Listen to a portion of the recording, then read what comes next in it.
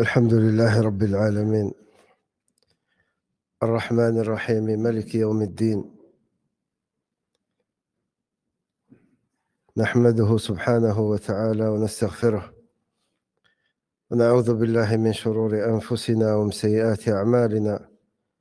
من يهده الله فلا مضل له ومن يضلل فلا هادي له، وأشهد أن لا إله إلا الله وحده لا شريك له، وأشهد أن محمدًا عبده ورسوله صلى الله عليه وسلم. يا أيها الذين آمنوا اتقوا الله حق تقاته ولا تموتن إلا وأنتم مسلمون. يا أيها الناس اتقوا ربكم الذي خلقكم من نفس واحدة وخلق منها زوجها وبث منهما رجالا كثيرا ونساء، واتقوا الله الذي تساءلون به والأرحام إن الله كان عليكم رقيبا. يا أيها الذين آمنوا اتقوا الله وقولوا قولا سديدا يصلح لكم أعمالكم ويغفر لكم ذنوبكم، ومن يطع الله ورسوله فقد فاز فوزا عظيما. أما بعد، فإن أصدق الحديث كلام الله، وخير الهدى هدى محمد صلى الله عليه وسلم، وشر الأمور محدثاتها، وكل محدثة في دين الله بدعة، وكل بدعة ضلالة، وكل ضلالة في النار، أو كما قال رسول الله صلى الله عليه وسلم. اللهم اهدنا لأحسن الأخلاق، لا يهدي لأحسنها إلا أنت، واصرف عنا سيئها، لا يصرف عنا سيئها إلا أنت. اللهم إنا نسألك الهدى والتقى والعفاف والغنى. اللهم علمنا ما ينفعنا وانفعنا بما علمتنا وزدنا علما وبارك لنا فيه. اللهم أصلح لنا النية والذرية والأهل والعمل. اللهم ارحم الوالد رحمة واسعة، ووسع عليه في قبره وارزقه الفردوس، وارحم موتى المسلمين أجمعين، واشف الوالدة ومرضى المسلمين أجمعين. Donc le bon comportement, ya ra'akum Allah, fait partie des dons de la subsistance qu'Allah Azza wa Jalla donne à ses serviteurs. Et le livre d'Allah et la sunna du prophète sallallahu alayhi wa sallam sont remplis de recommandations de se parer de ces bons comportements. Et bi'idhnillahi azza wa jal, ce soir nous allons voir le comportement que l'étudiant doit avoir avec son professeur ou son cheikh.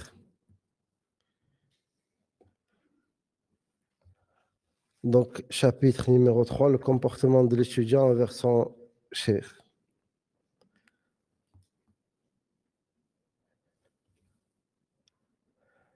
يقول الشيخ حفظه الله أو رحمه الله: بما أن العلم لا يؤخذ ابتداء من الكتب، وضع سطرين تحت لا يؤخذ ابتداء من الكتب، بل لا بد من شيخ تتقن عليه مفاتيح الطلب. Donc le cheikh dit, l'étudiant ne doit pas faire ses premiers pas dans la science avec les livres. Bien au contraire, il doit avoir un cheikh qui l'accompagne et le guide pendant ses débuts, afin qu'il soit protégé contre les difficultés et les erreurs. Puis il dit, rahimahullah, pour cela, tu dois tourner de la préservation de sa dignité. La dignité de qui? De ton professeur ou du cheikh Naam? Car cela est la porte de la réussite, du salut, de l'aboutissement et du succès. Donc tu dois rendre à ton cheikh ce qui lui est dû comme honneur, respect, considération et indulgence. Comporte-toi de la meilleure façon possible avec ton cheikh, que ce soit quand tu es assis à ses côtés ou quand tu t'adresses à lui. Fais attention lorsque tu lui poses une question. Écoute attentivement lorsqu'il parle et tourne les pages de ton livre délicatement en sa présence.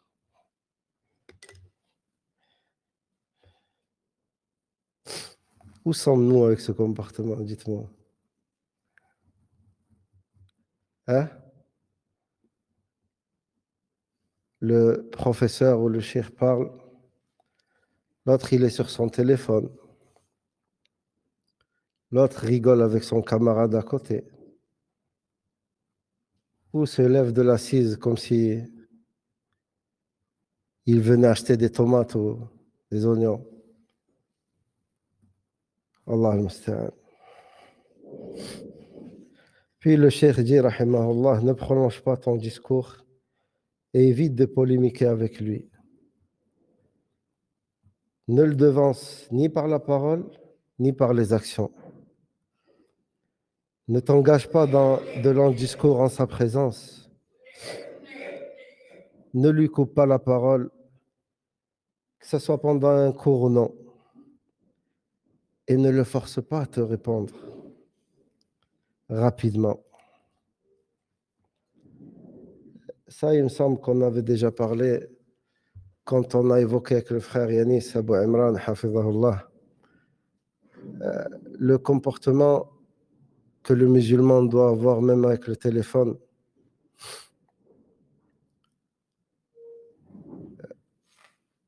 De nos jours, on t'envoie une question.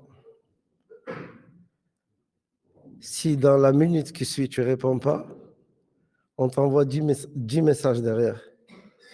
Akhi, ma question. Ma question, t'as pas vu ma question? Wallah, ceci ne fait pas partie du bon comportement. Et peu importe avec qui, que ce soit quand on dit le cheikh, toute personne qui t'apporte un bien, qui t'enseigne, rentre dans cela. Normalement, tu te dois d'avoir un comportement différent avec lui qu'avec les autres. Si Allah Azza wa Jal dans le Coran nous dit que lorsqu'une personne vient toquer à ta porte et si tu lui dis de revenir, de repartir, elle doit repartir. Concernant le téléphone, les messages, sachez, mes chers frères et sœurs, que c'est la même chose. Si la personne ne te répond pas, c'est qu'elle doit avoir ses raisons, ses occupations. Juste une personne lambda, vous allez tous trouver que vous avez tous beaucoup d'occupations. Qu'en est-il des savants? Qu'en est-il des étudiants en sciences? Vous croyez qu'ils n'ont pas de vie en dehors de l'enseignement? Tous, ils ont leur vie, leurs enfants à gérer, la vie professionnelle. Et ajoute à cela tout ce qui concerne la prédication, régler les problèmes des autres, que ce soit divorce ou autre. Donc, il ne fait pas partie du bon comportement d'insister comme ça avec le cheikh ou l'étudiant en sciences.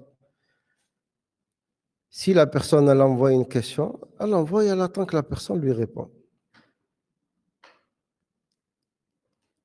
Et si elle l'appelle au téléphone, c'est pareil. Si elle ne répond pas, Ça sert à rien d'insister, d'appeler 10 fois. Ça ne fait pas partie du bon comportement.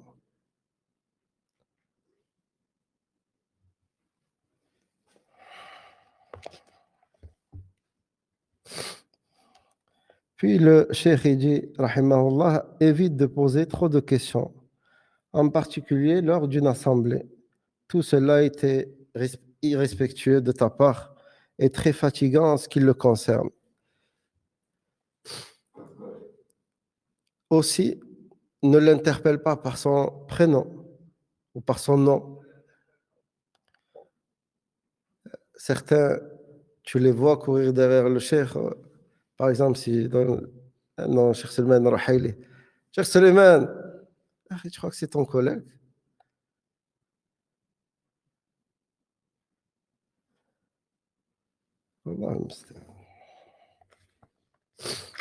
Donc, ne l'interpelle pas par son prénom ou par son titre comme ta parole, ô Cheikh Intel, mais dis plutôt ô mon cher ou bien ô notre cher. Ne mentionne pas son nom car cela est plus convenable. Ne t'adresse pas à lui à la seconde personne, au singulier, le tu, hein, et ne l'interpelle pas de loin en l'absence d'une nécessité extrême. Médite sur cette parole, la parole d'Allah Azzawajal, qui est une référence en ce qui concerne la conduite à adopter avec celui qui enseigne le bien aux gens. Allah Azzawajal dit La taj'alu du'a ar-rasuli baynakum ka du'a'i ba'dikum ba'da. Donc, dans le sens du verset, Allah dit Ne considérez pas l'appel du messager comme un appel que vous adressiez les uns aux autres.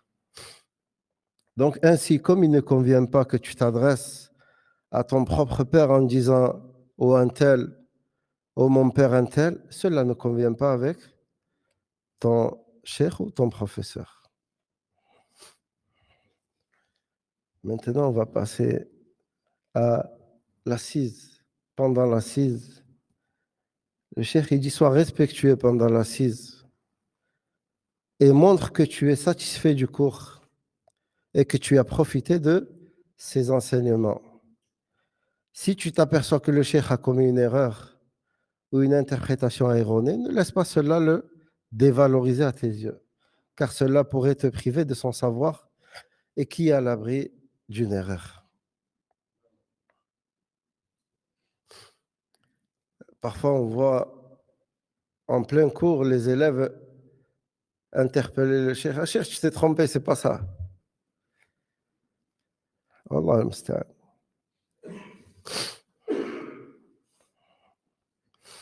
Puis le cheikh, il dit, rahimahullah, aussi prends garde à ne pas faire ce qui pourrait le mettre en colère.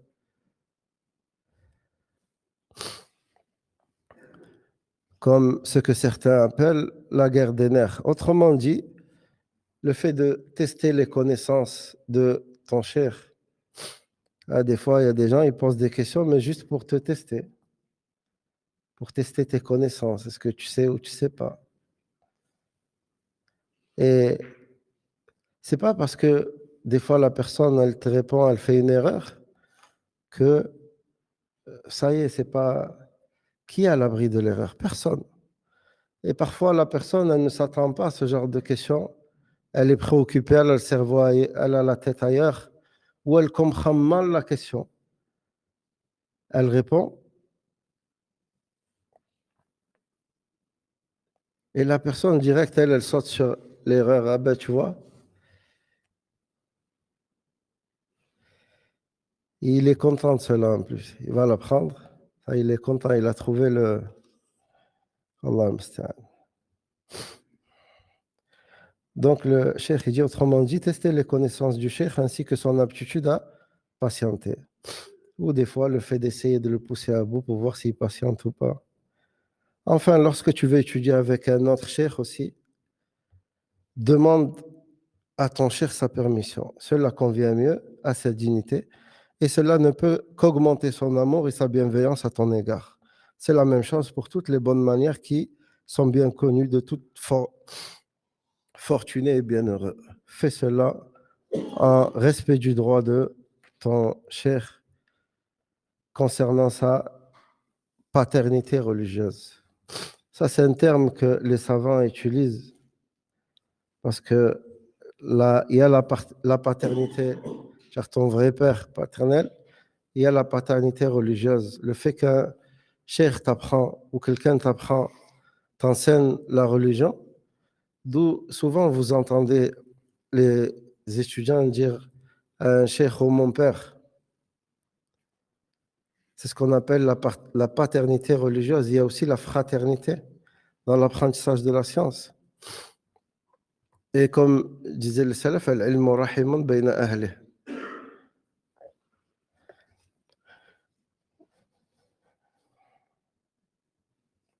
Et puis le cheikh dit, ce qui est dénommé dans certaines lois l'éducation morale.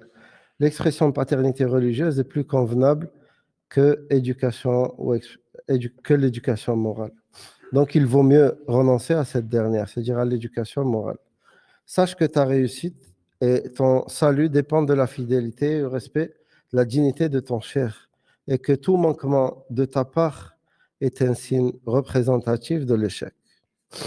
Puis le cheikh dit remarque importante, prends garde aux ruses de ces catégories de personnes, ce qu'on appelle les étrangers, les non-musulmans, les gens du chemin ou les gens du chemin de l'innovation, que ce soit les soufis ou autres.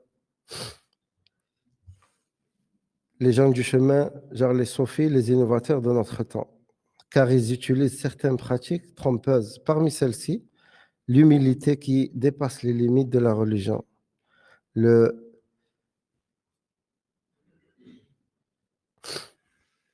Ici, le cheikh donne quelques exemples, comme le fait de lécher les mains, embrasser les épaules, saluer en serrant la main droite de la personne que tu salues.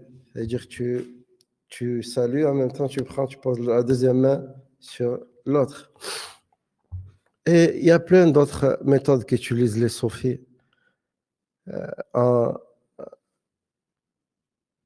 Ils appellent ça du respect envers leur cheikh, mais c'est de l'exagération. C'est de l'exagération. Et l'exagération n'est pas permise.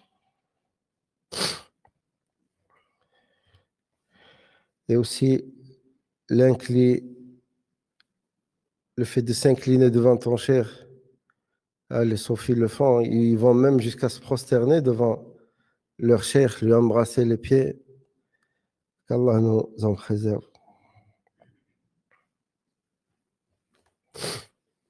Alors, le cheikh dit comme lorsqu'une personne âgée s'incline pour saluer un enfant. Prends garde à l'utilisation des mots dépourvus de fermeté et sans vigueur, comme sidi ou maître ou autre parmi les termes de servitude et d'esclave. Lis les paroles de l'érudit salafi Cheikh Mohammed al-Bashir al-Ibrahimi al-Jazairi, rahimahullah, dans son livre Al-Basair, car il apporte beaucoup plus de détails à ce sujet.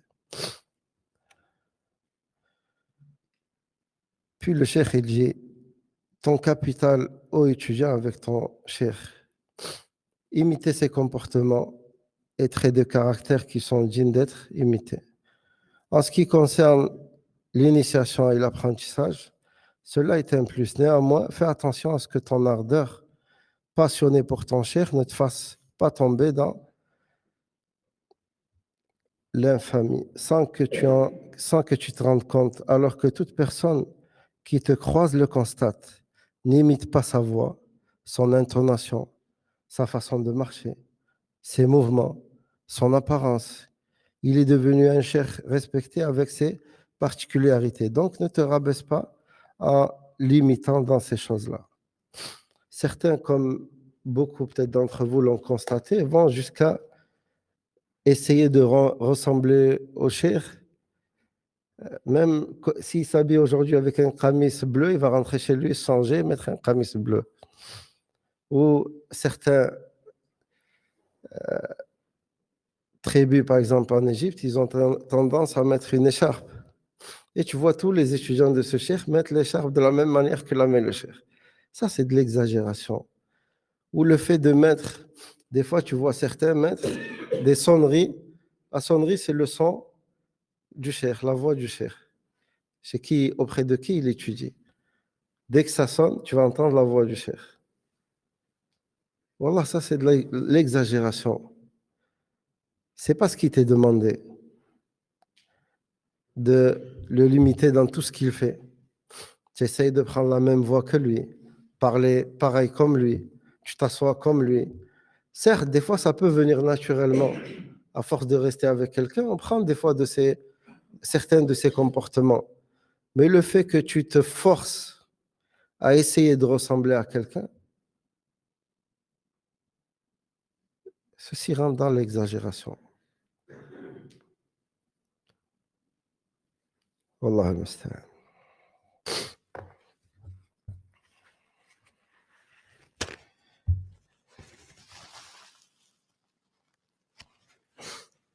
Puis le cheikh, il dit, dans le chapitre numéro 20, l'ardeur du cheikh pendant son cours. L'ardeur du cheikh pendant son cours est proportionnelle à l'état d'esprit de l'étudiant pendant le cours, la concentration et l'enthousiasme. Tout ça pendant le cours. Des fois, si le cheikh il voit que ses élèves ils sont attentifs, ils écoutent, ils sont intéressés par ce qu'il dit, ben, parfois ça lui donne envie justement de leur donner plus. Et ça arrive souvent. Et par Allah, des fois, Cheikh Tal'at, hafidahullah, il nous disait des fois, il y a des choses qui te viennent pendant le cours. Tu sais que c'est juste un risque qu'Allah a donné aux gens qui t'écoutent. C'est pas, ça, limite, ça vient pas de toi. Tu n'as pas préparé cela. Mais pendant le cours, tu t'es rappelé de ces choses et tu les as données à ces gens-là. C'est leur risque à eux. Et comme on a vu maintes fois, la science est comme la subsistance. Allah la donne à qui il veut, subhanahu wa ta'ala. Donc c'est pourquoi tu dois faire très attention à ton attitude, car le cheikh peut décider d'interrompre son cours s'il se rend compte que tu es paresseux, nonchalant ou que ton esprit est ailleurs. Et ne t'adosse pas au mur, n'est-ce pas, Safwan? Hein?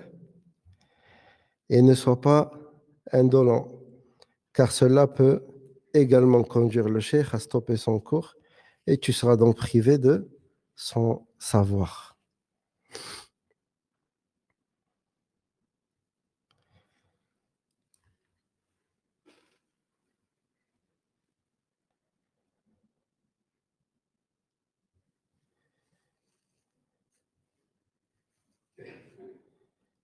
Allah.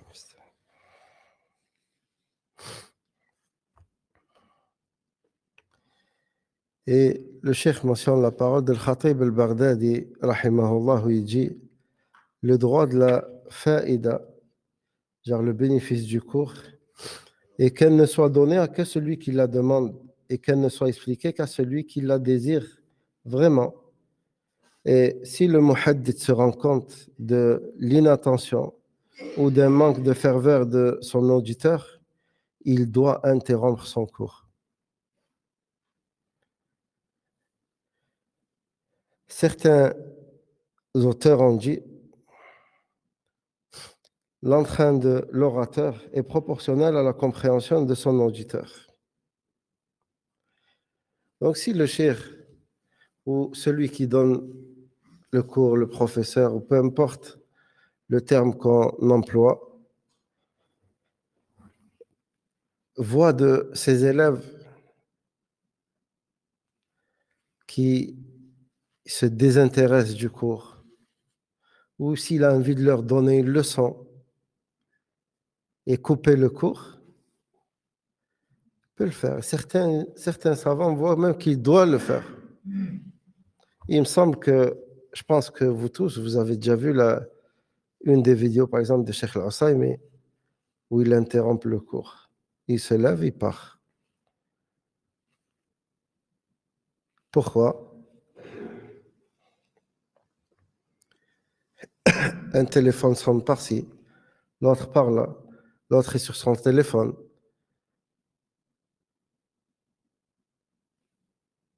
Voilà.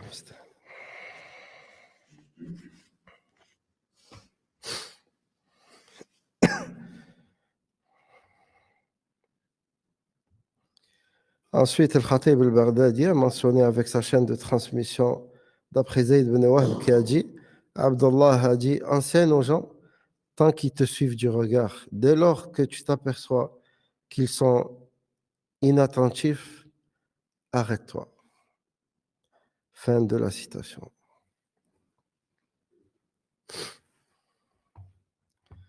Et aussi, sachez qu'il fait partie du rabaissement de la science, le fait de la donner à des gens qui ne la veulent pas. Toi, tu es là, tu mentionnes la parole d'Allah et la parole du prophète sallallahu alayhi wa sallam, et les gens en face de toi, ils sont inintéressés par ça. Ils ne s'intéressent pas du tout à ce que tu dis.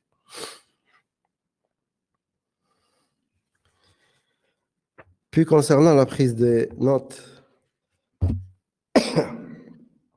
des paroles du cheikh pendant le cours et la révision. Le cheikh dit cela varie d'un cheikh à un autre, donc sois perspicace.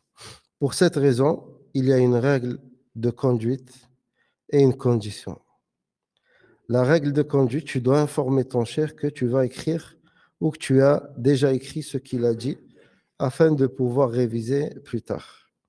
Et la condition, c'est que tu dois mentionner dans ton livre ou dans ton cahier que ta prise de notes a eu lieu pendant tel cours et avec tel cheikh. Pourquoi? Combien de personnes prennent un cahier, ils prennent des notes, mais à la fin, il ne se rappelle même pas où c'est qu'il a entendu ça. Il va dire, ouais, j'ai entendu, je sais que j'ai vu ça, mais je ne me rappelle pas ni dans quel cours, ni avec quel cheikh. D'où il est important, pendant la prise de notes, de mentionner c'est à quel cours tu as entendu ça et avec quel cheikh. Même si tu peux, si tu as un cahier à part, comme certains font, tu marques même le numéro de la page, afin que tu te rappelles, cette note, elle va avec quel cours et quelle page. Ou comme certains étudiants font, tu prends des stylos très fins et tu prends des notes sur le livre, sur le support lui-même. Tu vois, sur le côté, il t'écrit tes notes. Mais ici, par contre, tu dois les résumer parce que tu n'as pas la place sur un cahier, sur le côté d'un cahier, pour écrire tout ce que le cheikh dit. Tu mets des mots-clés afin de te rappeler de ce qu'il a dit. Et alhamdoulilah, aujourd'hui, Allah nous a beaucoup facilité. Il y a les enregistrements. Tu peux faire des petites notes et revenir à l'enregistrement plus tard et écrire les notes que tu désires. Et qu'est-ce que tu fais avec ces notes après? Tu les poses dans ta bibliothèque ou dans le placard et ça y est, c'est fini? Hein? Vous faites quoi avec les notes? Un résumé. Ça, c'est la meilleure façon. La personne, elle prend des notes et après, elle fait un résumé de ces notes-là et elle les apprend par cœur. Elle apprend le résumé par cœur. Et si encore vous êtes jeune, vous pouvez encore, vous avez de la force, prenez un livre pour tout ce qui concerne la croyance. Vous mettez vos notes dessus. Un livre pour la jurisprudence. Un livre pour tel. Et tu mets tes notes. Telle note, tel jour. J'ai entendu telle parole, tel jour avec tel cheikh ou tel étudiant. Et c'était sur l'explication de tel livre. واضح?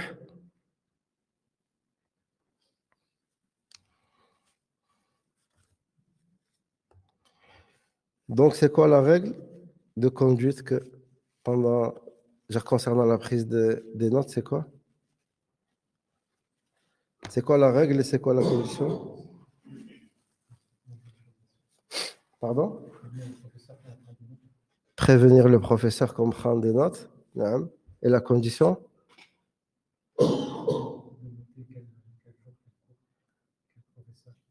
de noter le livre que tu fais, le cours, sur telle matière et tel cheikh ou tel professeur. Jusqu'ici, ça va? T'es sûr? Ouais.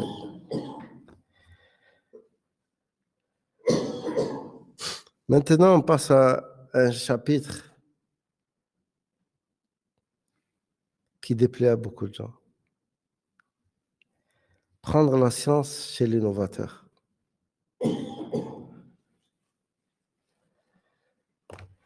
يعني أخذ العلم عند أهل البدع.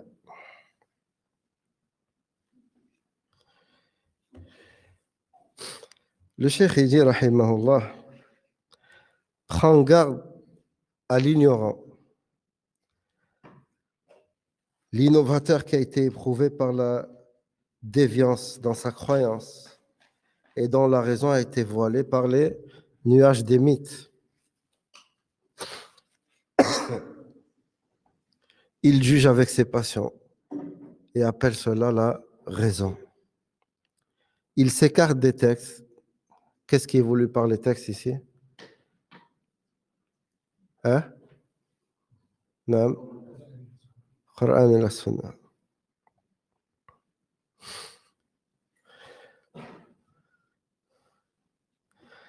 Puis le cheikh il dit la raison est-elle autre part que dans les textes? Il s'accroche à ce qui est faible et s'éloigne de ce qui est authentique. On les appelle aussi les gens du doute ou les gens de la passion. C'est pour cela qu'Ibn al-Mubarak, rahimahullah, nommait les innovateurs, il les nommait les petits.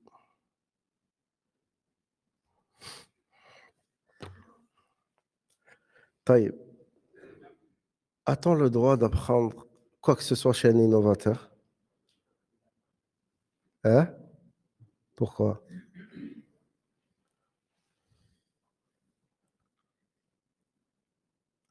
Pourquoi?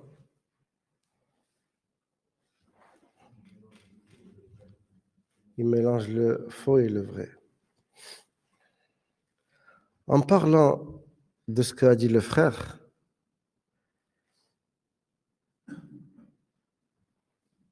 tout innovateur, et subhanallah, c'est là qu'on voit les gens à quel point ils s'attachent au faux. Concernant le Al-Kahin, le prophète sallallahu alayhi wa sallam, il a dit, genre quand les djinns redescendent, il informe de ce qu'ils ont entendu, euh, le discours qu'il y a eu entre les anges. Il fait quoi ce Kahin? Il raconte une vérité avec 100 mensonges. Il y a qui rajoute à cela 100 mensonges. Malgré cela, les gens s'attachent à lui, le suivent. Une vérité. Les gens de l'innovation, ils ont des vérités? Oui, ils en ont. Il est obligé d'avoir. Il te met une vérité ou deux, mais après, il la cache avec. C'est avec cette vérité qu'il va faire passer tous les mensonges qu'il y a derrière. Il dira, tu vois, il a dit ça, c'est vrai ce qu'il dit là. D'accord, cette parole est vraie et tout le reste. L'humain a tendance à s'accrocher à tous ces faux, toutes les faussetés qu'il y a chez lui, sous prétexte qu'il a dit une parole vraie. Taïb, les gens de la sunna, alhamdoulilah, tout ce qu'il y a chez eux en général, il est authentique et vrai. Pourquoi tu vas chercher chez quelqu'un auprès de qui ces paroles sont ambiguës et mélangées entre le vrai et le faux? Lui, il va t'embellir forcément la chose. Tu crois qu'il va te rapporter l'innovation comme ça, il te la pose comme une pomme pourrie, il te dit tiens, mange-la. Non, il va l'embellir. Il va la mettre dans un papier cadeau. Et tiens, il va te l'embellir. Donc, et certains nous disent ben, on prend le vrai chez lui, on rejette le faux. Il ne t'est pas permis de t'approcher de l'innovateur, de t'asseoir auprès de lui. Ce n'est pas permis. Ce n'est pas permis. Barakallahu fik, Abdurrahman. tu dois t'éloigner d'eux comme tu t'éloignerais de celui qui a la peste. Et encore, celui qui a la peste, au pire des cas, c'est quoi? C'est juste ta santé qui prendra un coup. Mais chez l'innovateur, c'est ta religion, il s'agit de ta religion, Akhil Karim. Ne joue pas avec ta religion. N'ouvre pas ton cœur à n'importe qui. Wallah al-musta'an. Le prophète sallallahu alayhi wa sallam, quand il nous mettait en garde contre l'innovation, hein, qu'on entend tous le hadith dans Khutbat al-Haja, شر الأمور محدثاتها وكل محدثة بدعة وكل بدعة في النار. Est-ce que le prophète sallallahu alayhi wa sallam, quand il proférait ces paroles, il y avait des innovateurs devant lui? Ajibou. Il s'adressait à qui, sallallahu alayhi wa sallam? Aux compagnons, pour vous montrer la dangerosité de l'innovation. Et المبتدع مستدرك على الشارع. Genre l'innovateur, même s'il ne le dit pas avec sa langue, لكن لسانه حاله, comme s'il disait, non, Allah, il nous a pas tout appris, ou le messager d'Allah sallallahu alayhi wa sallam nous a pas tout enseigné. Il y a des choses qui manquaient dans cette religion. Le messager d'Allah n'a pas transmis tout le message. Il manque des choses. Et moi, je vous les apporte. Même s'il ne le dit pas avec sa langue, mais il appelle à cela. C'est quoi une innovation? C'est une chose nouvelle dans quoi? Dans la religion. Taïb Allah Azza wa Jal n'a-t-il pas dit dans le Coran, j'ai parachevé pour vous aujourd'hui votre religion? Hein? Donc la religion d'Allah, elle est complète ou il manque? Allah Azza wa Jal n'a-t-il pas attesté que le messager d'Allah sallallahu alayhi wa sallam a transmis le message? Bien sûr. Donc, quand celui-là, il vient et te dit, ouais, il y a des bonnes innovations, ou il te rajoute des choses dans la religion, lui, il veut dire quoi? C'est soit le prophète sallallahu alayhi wa sallam savait cette chose et il ne nous l'a pas enseigné, donc il a commis un péché, hasha, sallallahu alayhi wa sallam. Soit il ne savait pas et lui, il l'a su, soit encore les compagnons aussi, eux, ils l'ont su, mais ils ne l'ont pas transmis, ou eux, ils ne savaient pas, mais lui, il l'a su.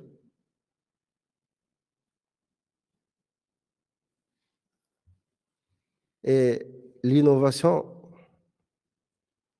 wallah, elle est plus dangereuse que la peste.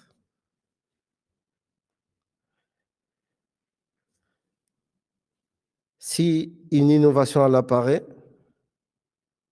elle fait disparaître forcément une sunna. Elle fait disparaître forcément une sunna. Et si une sunna elle apparaît, elle fait forcément disparaître une innovation. Elles ne peuvent pas se réunir. Elles ne peuvent pas se réunir. Donc, il est important, Akhil Karim, de prendre garde et de mettre en garde contre les innovateurs et arrêter d'écouter ceux qui viennent avec des belles paroles. Ah, mais ceux-là, ils veulent diviser les gens. Non, on ne divise pas. Allah Azza wa Jal, lui, a divisé entre le vrai et le faux. Allah Azza wa Jal a divisé entre le vrai et le faux. Nous, on montre aux gens le vrai du faux. C'est vous, vous avez divisé la communauté en suivant des voies qui ne faisaient pas partie de la voie du prophète, qui n'est autre que la voie du messager d'Allah, sallallahu alayhi wa sallam. Donc, en vérité, qui c'est qui divise? Les gens de la sunna ou les gens de l'innovation? Les gens de l'innovation, c'est eux qui divisent les gens. Les gens de la vérité, wallah, moi, ce qui m'étonne, c'est que les gens, ils appliquent ce qu'ils appellent la mise en garde, ils l'appliquent même dans leur vie quotidienne.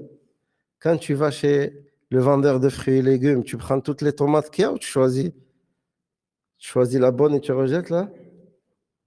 Ou tu prends tout? Pourquoi tu ne prends pas tout? Donc, tu acceptes cela dans des tomates, comme a dit Cheikh Raslan, hafidahullah, et tu ne l'acceptes pas dans la religion d'Allah, alors que tu le fais dans ton quotidien. Taïeb, si demain tu t'apprêtes à acheter une maison, qu'Allah te facilite, t'accorde ses bienfaits, et que tu sais qu'un des frères très proches de toi, il sait que cette maison, elle a été bâtie de manière pas correcte, que le matériel qui a été utilisé, il est pas bon, que la maison, peut-être d'ici 10 ans, elle risque de s'écrouler. Et que ce frère-là ne vient pas te prévenir et te dire, Akhi, n'achète pas cette maison. Le matériel qu'ils ont utilisé pour la construction, il est tel et tel. Comment tu vas réagir face à cela si le frère ne te prévient pas et que toi, plus tard, tu apprends que lui, il savait. Hein? Safwan, tu vas être content? Non. Taïb, et demain, devant Allah Azza wa Jal, tu vas dire quoi? Et Allah, lui, il savait, il ne m'a pas prévenu. Lui, il savait, il ne m'a pas prévenu. Tu vas lui en vouloir. Et même, c'est une obligation pour toute personne apte à l'enseignement, qui enseigne, qui a pris le poste d'imam ou de prédicateur. Il lui est obligatoire de montrer aux gens la vérité et le faux, de les mettre en garde contre le faux. Il lui est obligatoire. Il est obligatoire que quand tu vois quelqu'un aller chez quelqu'un de l'innovation, il est obligatoire de lui dire, Akhi, bien sûr, de la meilleure des façons et avec sagesse. Si toi, tu sais que le fait de lui rapporter toi-même, ça va créer des problèmes, va voir quelqu'un d'autre et lui dire, est-ce que tu peux essayer de lui parler, de le conseiller par rapport à telle et telle chose. Donc, quand il y a des ignorants qui veulent enseigner, il est obligatoire de dire aux gens, ceux-là, c'est des ignorants. Ils ont pas appris. Ils ont appris auprès de personne. Ils n'ont pas étudié. Comme les influenceurs que vous voyez sur TikTok ou sur YouTube ou je ne sais pas quoi, à mettre des vidéos de 2-3 minutes, les envoyer, et tout le monde, subhanallah, va sur ces vidéos, il les prend. Maintenant, certaines personnes, ils pensent que c'est ça l'apprentissage de la religion. C'est d'aller sur TikTok et regarder des vidéos courtes de 2 minutes, dire, ah, wallah, j'ai appris quelque chose hier. Masha'Allah. Wallah, éloignez-vous de ce genre de choses. Celui qui va apprendre sa religion, qui sache auprès de qui il apprend sa religion, n'ouvrez pas vos cœurs à n'importe qui. Ne vous asseyez pas devant n'importe qui. Les salafs disaient, avant de s'asseoir devant quelqu'un et d'apprendre quoi que ce soit de lui, on se renseignait sur lui comme si on allait lui donner une de nos femmes, c'est-à-dire nos filles, en mariage.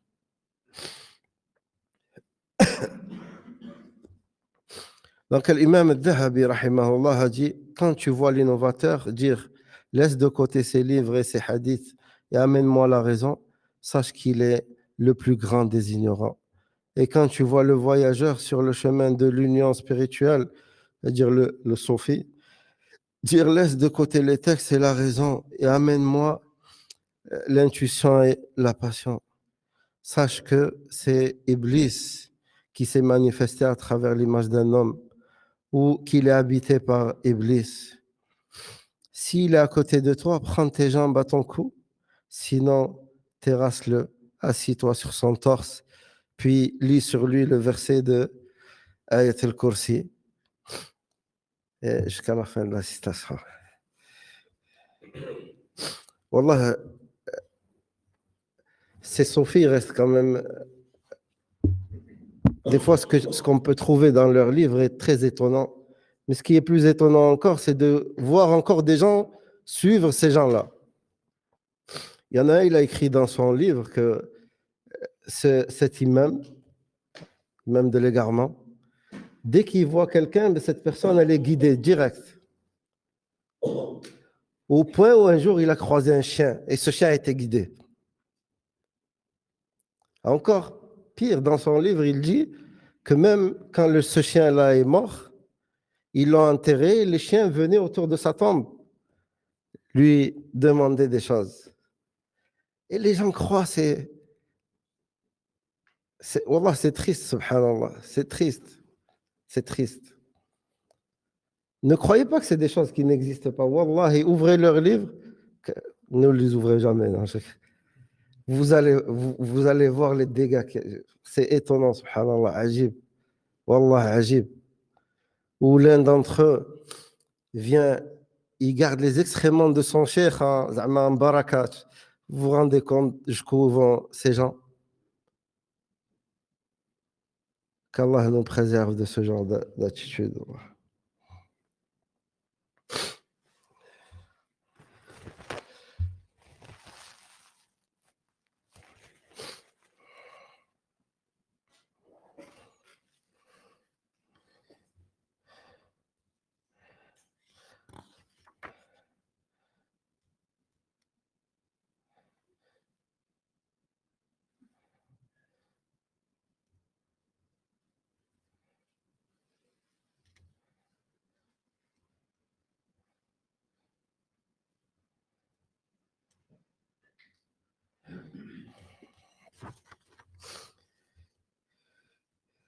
Le cheikh dit, puis il a dit aussi, rahimahullah, c'est-à-dire l'imam al-Dhahabi, j'ai lu un manuscrit écrit par Cheikh al-Muwaffaq dans lequel il a dit, nous avons écouté son cours, c'est-à-dire le cours d'Ibn Abi Asroun avec mon frère, Abu Amr, puis nous avons cessé. J'ai entendu mon frère dire, j'ai été le voir après un certain temps, et il m'a dit, pourquoi as-tu cessé d'assister à mes cours? Je lui ai répondu, les gens disent que tu es Ash'ari. Il rétorqua, je jure par Allah que je ne suis pas Ash'ari. Ceci correspond à peu près au récit. Fin de citation. L'imam Malik, rahimahullah, a dit, on ne prend pas la science de 4 personnes. Le sot qui expose sa sottise aux gens au grand jour, même s'il fait partie des plus grands rapporteurs de hadith. L'innovateur qui invite les gens à suivre ses passions. Le menteur qui ment lorsqu'il parle aux gens, même si je ne l'accuse pas de mentir sur le prophète sallallahu alayhi wa sallam. L'adorateur pieux et honnête qui ne mémorise pas avec perfection les hadiths qu'il rapporte. Ça, bien sûr, c'est à leur époque. Rahimahumullah.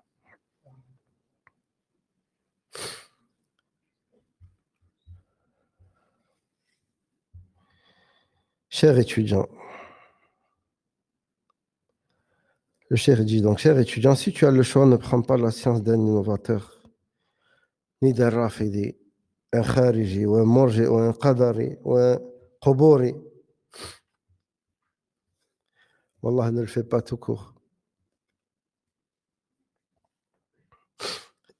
Car pour accéder à une croyance correcte, à une relation solide avec Allah, à une raison saine, être sur la voie des prédécesseurs, tu dois impérativement rejeter les innovateurs et leurs innovations.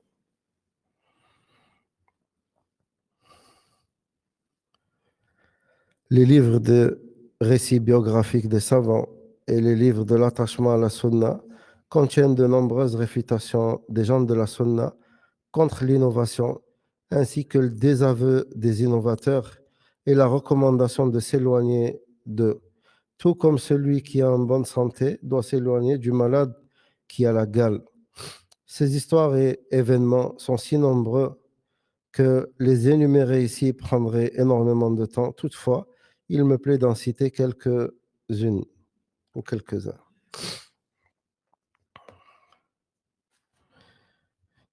Les pieux prédécesseurs, rahimahumullah, aimaient qu'on ne se préoccupe pas des innovateurs, qu'on les méprise et qu'on les rejette, ainsi que leurs innovations.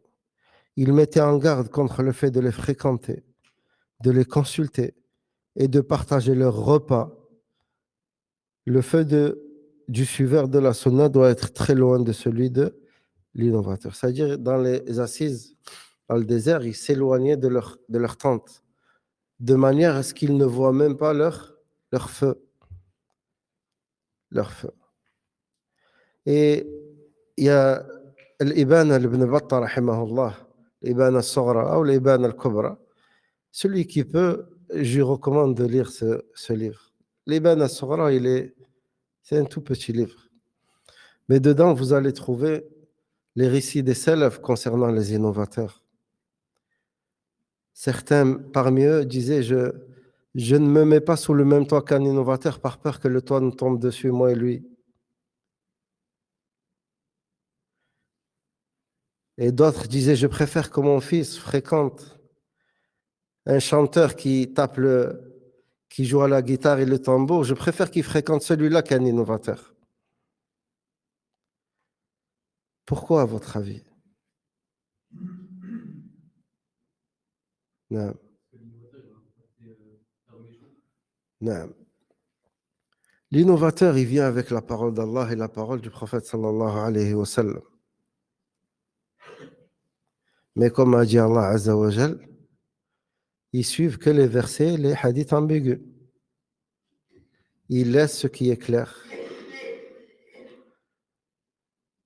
Donc, toi, quand quelqu'un vient et te dit le messager d'Allah sallallahu alayhi wa sallam a dit telle chose, et puis il commence à t'expliquer à sa guise, à lui, à sa manière, comme il veut lui, ou comme lui a appris son cheikh, pas comme l'ont expliqué les salafs, radiyallahu anhum. Toi, tu vas dire quoi? Il dit rien de mal. Il parle, il mentionne la parole du prophète sallallahu alayhi wa sallam, et c'est vrai. Wallah, une fois, il y a un jeune, il m'a dit, je ne sais pas si je vous l'ai déjà dit, il a lu juste le verset Ma kana Muhammadun aba ahadin min rijalikum. Il m'a dit non, le prophète sallallahu alayhi wa sallam, il n'avait pas d'enfant. Regarde, Allah, il a dit, il n'était pas le père de personne d'entre vous. Pourquoi? Parce il s'est basé sur son intellect à lui, sa compréhension à lui. Alors que le verset n'a rien à voir avec cela. Donc, l'innovateur est pire que celui qui a la gale, comme a dit ici le Cheikh Rahimahullah. Et on ne prend rien d'eux, même les sciences mondaines. Parce que cela, le fait de les fréquenter, ça va forcément créer une certaine infinité entre toi et lui. Un jour ou l'autre, il y aura forcément cet attachement qui est naturel à force de rester avec quelqu'un, de le côtoyer. Petit à petit, tu vois ses qualités et tu vas commencer à l'apprécier. Certains salafs, ils disaient, même concernant le fait de passer le salam à l'innovateur, et bien sûr, là, je parle de manière générale, attention, c'est après, il y a une différence entre celui qui tombe dans l'innovation par ignorance et celui qui fait partie des têtes des innovateurs, qui appelle à son innovation, qui l'enseigne aux autres. D'accord? Et il disait, certains parmi les salafs, ils disaient même le fait de dire salam, pourquoi? Parce que je veux pas l'aimer. Et Allah, il n'aime pas les innovations. Et il a tiré ça d'où? Le hadith du prophète sallallahu alayhi wa sallam. ألا أدلكم على شيء إن فعلتموه تحاببتم أفشوا السلام بينكم. Est-ce que vous voulez pas que je vous mentionne une chose? Si vous le faites, vous allez l'aimer, vous allez vous aimer entre vous. Donc passez-vous le salam entre vous. Je dis, ben, je veux pas lui passer le salam pour pas l'aimer, ni qu'il m'aime ni je l'aime. Wallah al-musta'an. Sachez qu'il n'y a aucun bien dans l'innovateur. Et il n'y a aucun bien dans l'innovation.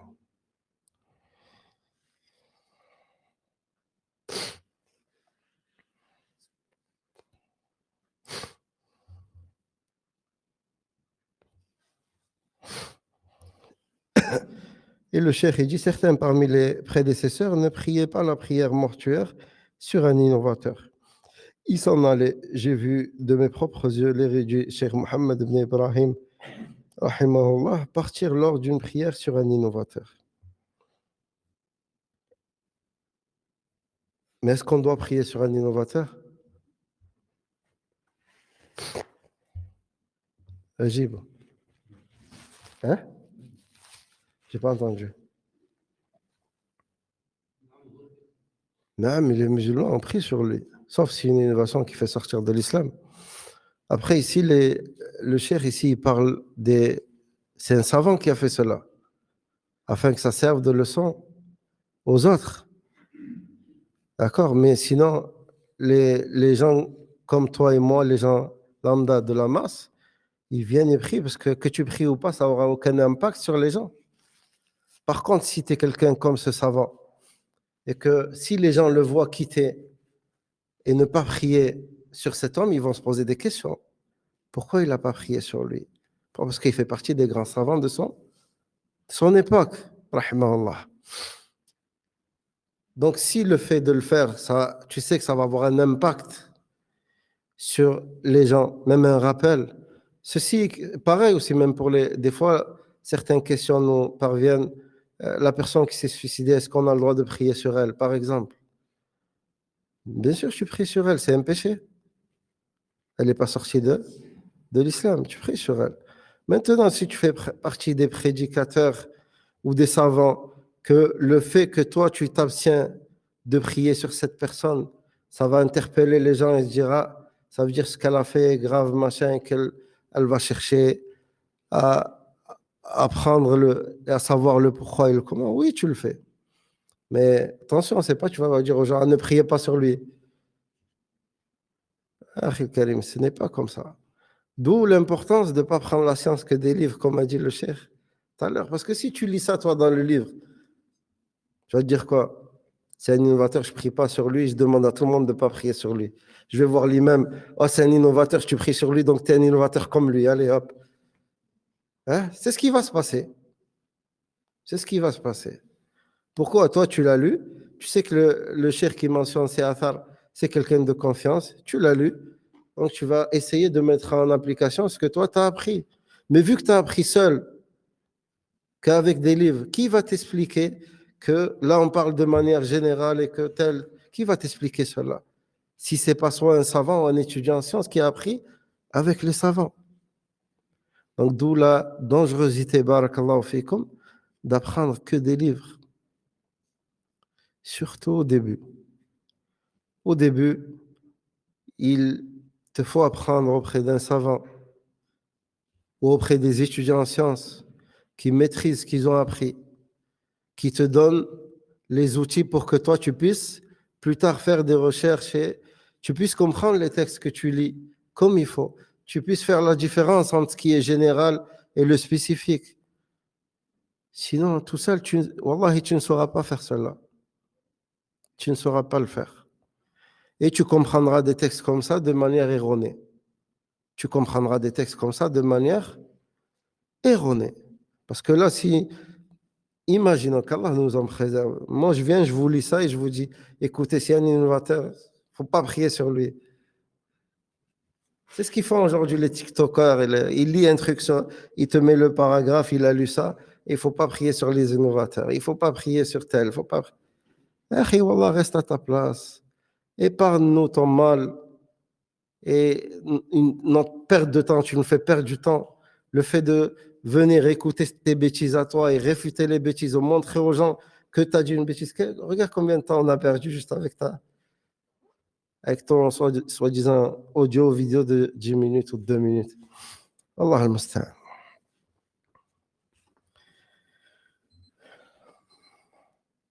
Et puis il dit d'autres parmi les prédécesseurs interdisaient qu'on prie derrière les innovateurs et qu'on mentionne leurs innovations, cela en raison de la faiblesse des cœurs et du doute qui dérobe les cœurs.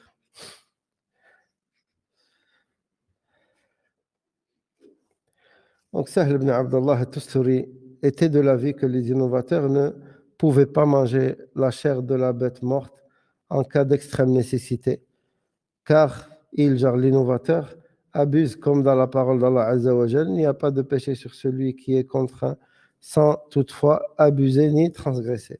Donc pour lui, vu que l'innovateur, il abuse dans ce qu'il fait, pour lui, il voyait qu'il ne lui était pas permis de manger euh, la bête morte, même en cas de nécessité. Donc il abuse par son innovation. Et les salafs les expulsaient de leurs assises. Après, c'était une époque où les salafs, ils avaient une certaine force. L'imam Malik, quand il a dit à celui qui l'a questionné sur l'istiwa, faites, je vois que tu n'es qu'un innovateur, faites sortir cet innovateur. Va dire aujourd'hui, faites sortir cet innovateur de la mosquée. C'est toi qui sors.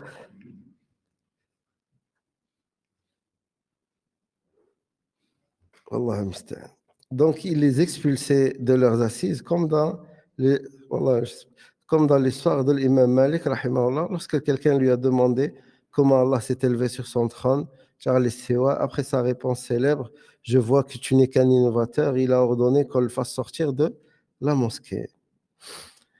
Donc, les récits des prédécesseurs concernant le délaissement des innovateurs et l'aversion à leur égard sont extrêmement nombreux. Ils mettent les gens en garde contre leur mal, empêchent la propagation de leurs innovations et brisent leur fort intérieur afin que leur envie de propager leurs innovations diminue.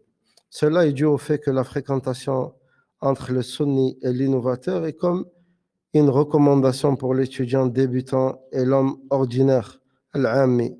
C'est comme une autorisation leur permettant d'aller étudier chez cet innovateur. Donc, il faut s'éloigner d'eux, ne pas les côtoyer. Et voilà, ne pas les, on ne dit pas expulser les des mosquées, même si à la base, ils n'ont rien à faire. Wallah al-musta'an.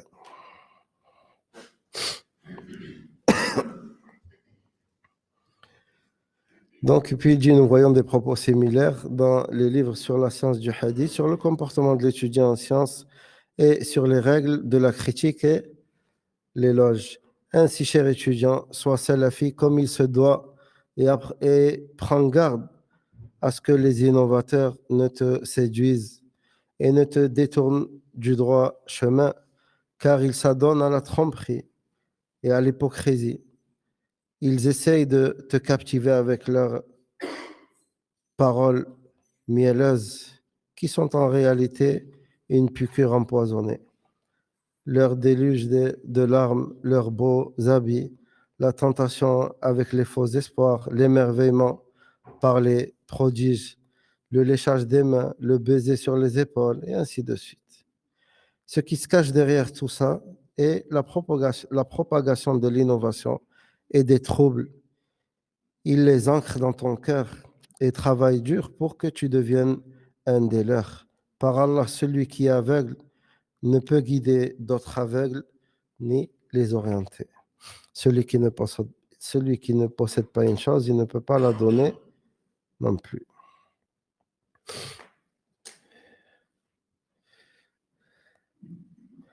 Pour ce qui est de prendre la science des savants de la sunna, lèche le miel sur tes doigts et ne demande pas, c'est-à-dire si tu peux prendre le savoir tu le prends les yeux fermés. Qu'Allah te guide vers la droiture afin que tu t'abreuves à la source pure qui est l'héritage de la prophétie. Sinon, celui qui a envie de pleurer n'a qu'à pleurer pour sa religion. Ce que je viens de mentionner plus haut est valable quant à la capacité et le choix. C'est-à-dire quand tu peux choisir ton cheikh. Et alhamdoulilah, tu peux le faire. D'accord? Même si ici le cheikh dit quand tu as la capacité de le faire, mais par Allah, il n'est pas permis de prendre la science des gens de l'innovation. Peu importe tes raisons à toi. Tu n'es pas à l'abri de suivre le même chemin qu'eux. Tu n'es pas à l'abri de succomber à leurs innovations et que tu deviens toi-même quelqu'un qui appelle à ces innovations. Alors que peut-être auparavant, tu faisais partie de ceux qui mettaient en garde contre cela. Qu'Allah nous en préserve tous.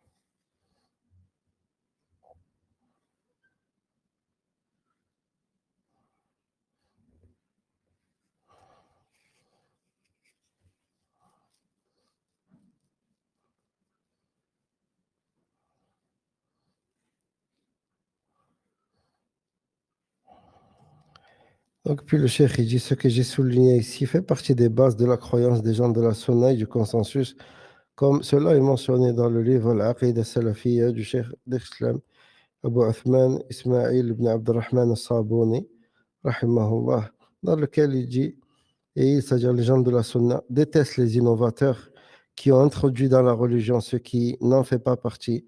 Ils ne les aiment pas, ils ne les fréquentent pas, ils n'écoutent pas leurs paroles, ils ne s'assoient pas avec eux, ils ne discutent pas avec eux au sujet de la religion, ils ne débattent pas avec eux. Ils voient qu'il convient de préserver ses oreilles de leurs propres mensonges et ce qui est vide de sens. En effet, lorsqu'ils parviennent aux oreilles et s'installent dans le cœur, car les propos des innovateurs font des préjudices et inspirent les ambiguïtés et autres réflexions erronées. C'est à ce sujet qu'Allah Azza wa Jal fait descendre le verset وَإِذَا رَأَيْتَ الَّذِينَ يَخُوضُونَ فِي آيَاتِنَا فَأَعْرِضْ عَنْهُمْ حَتَّى يَخُوضُوا فِي حَدِيثٍ غَيْرِهِ. Quand tu vois ceux qui pataugent dans les discussions à propos de nos versets, éloigne-toi d'eux jusqu'à ce qu'ils entament une autre discussion. Ce verset fait partie des bases, des fondements de la sunna concernant le fait de s'asseoir et d'écouter les gens de l'innovation. Est-ce que vous avez des questions concernant ce qui a été vu ce soir? Barakallahu fik.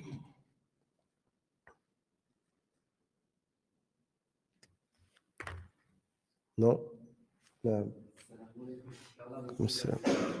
Amin, toi aussi.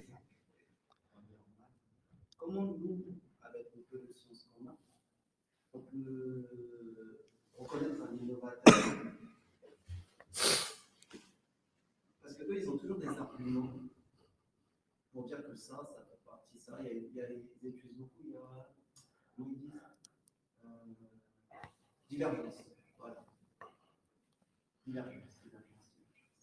Il y a une grande différence entre la divergence et l'innovation. Il y a une grande différence entre une divergence et une innovation.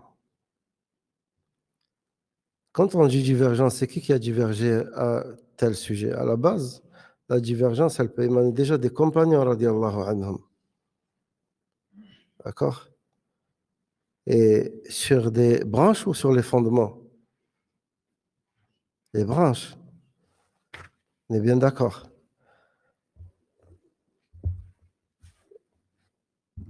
La divergence, quand tu as des grands imams qui te rapportent une parole avec une preuve, et pas toute divergence est, est valable et prise vraiment comme divergence. Il n'y a pas de divergence quand il y a un texte clair. D'accord? Il n'y a plus de divergence. L'imam peut faire un effort. Quand on dit l'imam, je parle de comme l'imam Ahmad, l'imam Malik, l'imam Shafi'i. Je ne parle pas de Abu Sirin ou Abu Moussa. Hein? On parle des grands imams. Quand on leur pose des questions, des fois, eux, ils sont capables, ils sont aptes à faire ce qu'on appelle l'ijtihad, un effort. Ils se basent sur les textes qu'ils ont. Ils font l'analogie sur ce texte-là. Parfois, l'imam, il peut répondre à une question, mais lui, il n'a pas eu le texte qui clarifie justement cette question.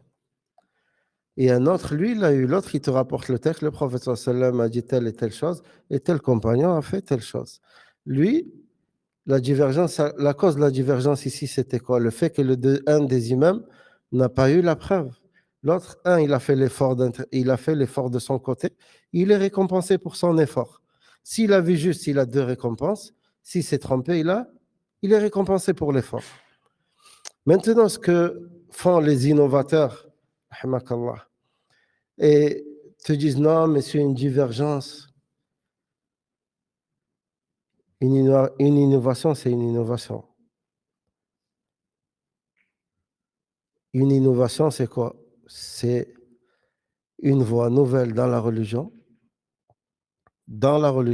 hein, qui ressemble, elle est nouvelle et inventée, qui ressemble à quoi? à la législation, à ce qu'Allah a légiféré. Et qu'est-ce qui évolue par cette voie? L'exagération dans l'adoration d'Allah, subhanahu wa ta'ala. Maintenant, quand tu as des personnes qui sortent sur les écrans télé et te disent sortez contre le gouverneur, faites ci, faites ça. On va dire il y a une innovation parce que Mohamed Hassan a dit sortez contre le gouverneur? Ou là parce que le Qardawi a dit ça? Ou on va se baser sur le texte du prophète sallallahu alayhi wa sallam qui dit écoute et obéis, même s'il prend ton argent et frappe ton dos. Le texte, le hadith, il est clair ou pas? Donc quand quelqu'un vient, peu importe son... Il te dit une chose qui est en contradiction avec la parole d'Allah ou la parole du prophète sallallahu alayhi wa sallam. Tu vas me dire, il y a une divergence. Il y a quelle divergence? Une divergence entre qui et qui? Entre qui et qui, la divergence? Tu peux me dire, il y a une divergence sur le fait de, quand on se lève du roko, est-ce qu'on remet les mains sur la poitrine ou on les laisse en bas? Oui, ça c'est une divergence. Ça n'aura aucun impact sur ta prière. Et les savants, ils ont divergé dessus par rapport au même hadith. Là, oui, on est d'accord, c'est une divergence. Mais quand tu viens un des fondements des gens de la sunna, et tu me dis c'est une divergence? Oui, on dit une divergence entre le vrai et le faux. Là, oui, je suis d'accord avec toi. Il y a une vérité et un mensonge. Pas toute divergence, elle doit être prise en compte. C'est pas parce qu'eux, ils l'appellent divergence, on dit, ouais, c'est bon, c'est une divergence entre nous, on s'est pas mis d'accord. Non, c'est pas comme ça. Les fondements des gens de la sunna, ils ne changent pas, peu importe. Ils ne changent pas. C'est là. Vous avez fait au sol sunnah l'imam Ahmed. Vous avez fait c'est l'imam Saboni, rahimahullah. Est-ce que vous voyez une différence entre les deux livres? Pourtant, les fondements des gens de la sunna, ils ne changent pas. Ils ne changent pas. D'accord? On laisse le frère faire l'adhan après. Si vous avez d'autres questions, sinon. الله أكبر الله أكبر الله أكبر الله أكبر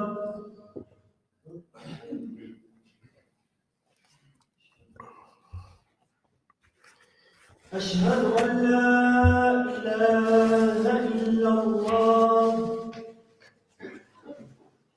أشهد أن لا إله إلا الله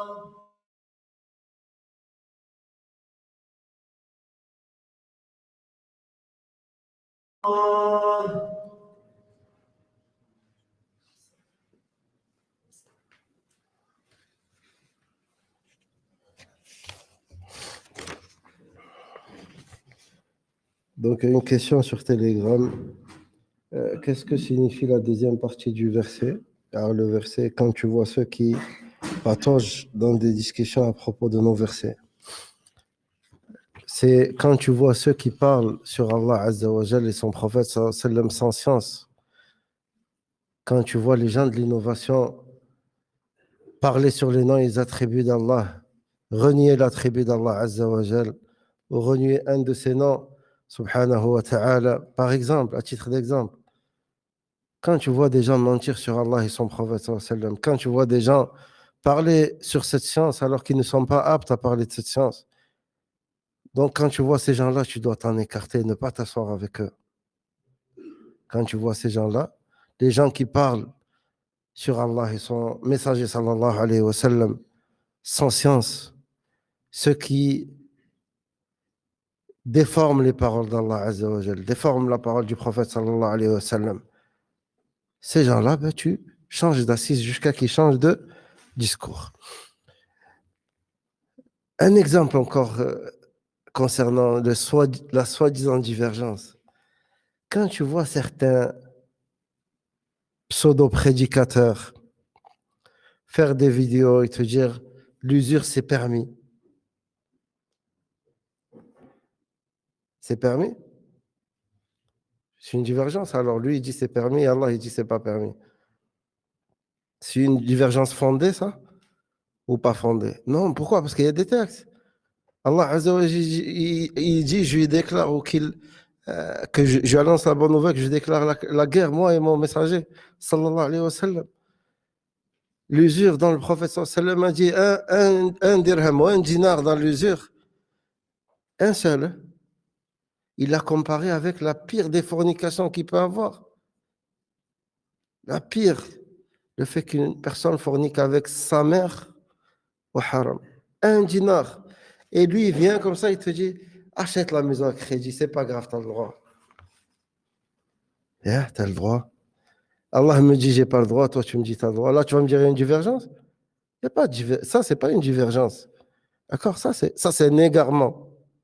C'est un égarement. C'est appeler les gens ouvertement à désobéir à Allah subhanahu wa ta'ala et à son messager sallallahu alayhi wa sallam. Donc, leur pseudo-divergence, ça, c'est à voir. Après, maintenant, comment on connaît les gens de la sunna? Ça, on l'a déjà vu. Comment tu connais quelqu'un sur la sunna? Quels sont les critères avec lesquels tu juges si la personne elle fait partie des gens de la sunna ou pas? On l'a déjà vu.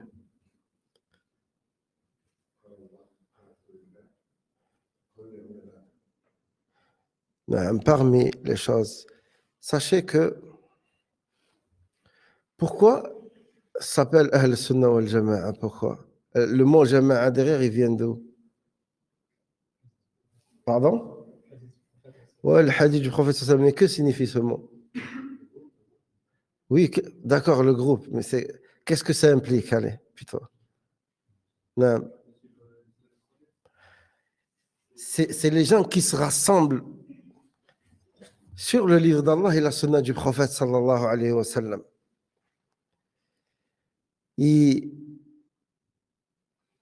Qu'ils appellent au livre d'Allah et à la sunna du prophète sallallahu alayhi wa sallam et qui restent avec les gens qu'ils appellent au livre d'Allah et à la sunna du prophète sallallahu alayhi wa sallam. Parmi les caractéristiques des gens de la sunna, c'est que tu ne le vois pas côtoyer les gens de l'innovation ouvertement comme ça devant les gens. Il se peut qu'il, par exemple, si tu as envie, comme ils disent, moi je lui fais juste un rappel. Tu veux faire le rappel, d'accord? Prends-le chez toi ou à un endroit où personne ne va te voir avec lui. Fais-lui ton rappel, ordonne-lui le bien, interdis-lui le blâmable et au revoir. Mais par contre, on te voit avec lui dans les cafés, dans les snacks. Tu vas et tu reviens avec lui et tu me dis non, je suis en train de lui faire le rappel. Non, c'est plus un rappel, là, c'est devenu ton ami. D'accord? Les gens de la sunna, ils se rassemblent pas avec les gens de l'innovation. Le Hassan al-Basri, rahimahullah, quand un homme est descendu chez eux, il leur a dit, il est venu chez qui? Ils ont dit, il est parti chez le Qadari. Il a dit, c'est un Qadari comme eux. C'est réglé. Dis-moi, comment on dit, dis-moi avec qui tu restes. Je te dis qui tu es. D'accord? Avec ton raisonnement. Tu vas dans un endroit où on vend des choses qui ne sont pas licites. Tu vois quelqu'un dans cet endroit, tu vas dire quoi de lui? Il est parti leur faire le rappel, il est parti acheter. Qu'est-ce que tu vas penser de lui? Donc c'est lui qui s'est mis dans une position, il a mis sa tête là où les poules picorent, et après il se plaint. Pourquoi? Les becs me tombent dessus. Donc, yara'akallah, les gens de la sunna, ils restent avec les gens de la sunna.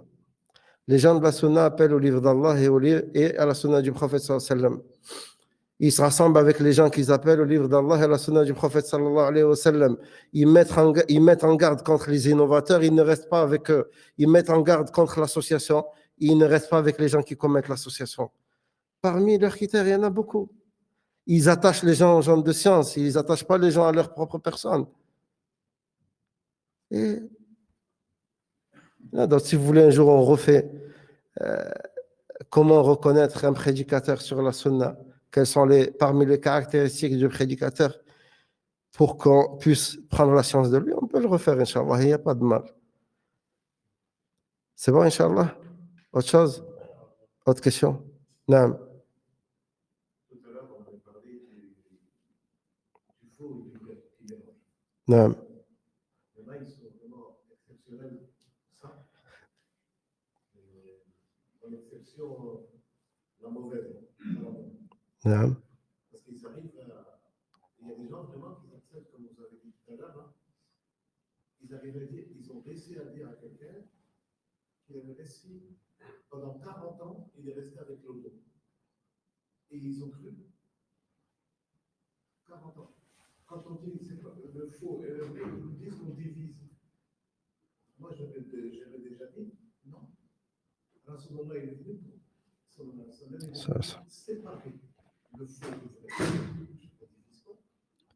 نعم. الله عز وجل a appelé le Coran comment? فرقان. D'accord. لماذا؟ لأنه يفرق بين الحق والباطل.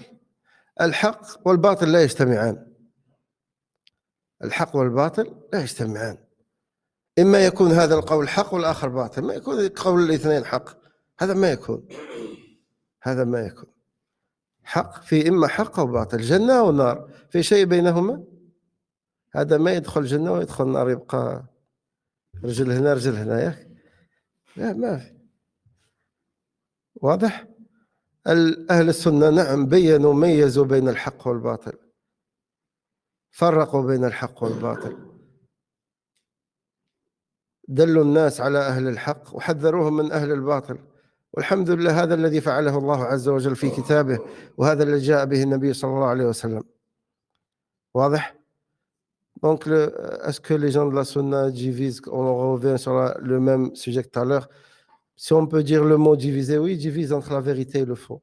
Ils divisent entre les gens ils séparent, ils font la distinction entre les gens de la vérité et les gens du faux. Ils appellent les gens à rester avec les gens de la vérité. Ils mettent les gens en garde contre le fait de rester avec les gens du faux et de l'innovation. Donc, نعم هذا هو. واضح؟ C'est bon, Inch'Allah, on clôture. أسأل الله العلي القدير بأسمائه الحسنى وصفاته العلى يرزقني وإياكم الإخلاص في القول والعمل، ويوفقني وإياكم لما فيه الخير في الدنيا والآخرة. اللهم إنا نسألك الجنة وما قرب إليها من قول وعمل، ونعوذ بك من النار وما قرب إليها من قول وعمل. اللهم اهدنا لأحسن الأخلاق، لا يهدي لأحسنها إلا أنت، واصرف عنا سيئها، لا يصرف عنا سيئها إلا أنت. اللهم إنا نعوذ بك من النفاق والشقاق وسيء الأخلاق. اللهم إنا نسألك الهدى والتقى والعفة والغنى. اللهم ارحم موتى المسلمين، اللهم ارحم موتى المسلمين في كل مكان. اللهم إن لنا إخوانا ضعفاء تعلمهم ولا نعلمهم، احتاجوا إلى لطفك ورحمتك يا رب العالمين، فالطف بهم وارحمهم برحمتك يا أرحم الراحمين يا أكرم الأكرمين ويا ذا الجلال والإكرام. سبحانك اللهم وبحمدك، أشهد أن لا إله إلا أنت، أستغفرك وأتوب إليك. وصلى الله وسلم وبارك على عبده ونبيه محمد وعلى آله وأصحابه أجمعين. السلام عليكم.